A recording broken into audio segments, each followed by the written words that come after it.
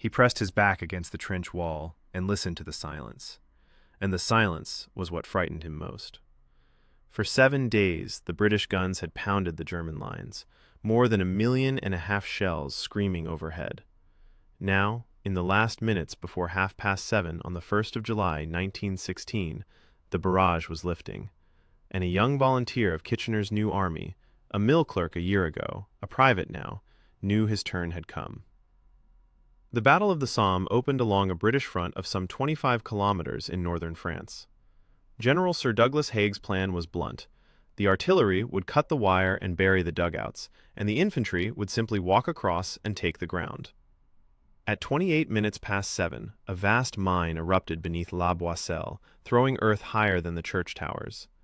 2 minutes later, 13 British divisions climbed their ladders.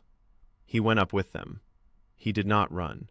His orders were to walk, upright, in line, rifle across his chest, 60 pounds of kit dragging at his shoulders. Ahead, the German wire stood uncut, and from the deep dugouts the shells had never reached, the machine gunners hauled their weapons into the light and found their range. The man beside him folded without a sound. He kept moving, because stopping was unthinkable, then threw himself into a shell hole and pressed his face into the chalk as bullets stitched the rim above him. He could not go forward. He would not go back. He waited for the dark. By nightfall, the British Army had suffered 57,000 casualties, the bloodiest single day in its history. Whole PALS battalions, neighbors from the same streets, were gone before breakfast. The fighting ground on until the 18th of November. That September, tanks crawled into war for the first time.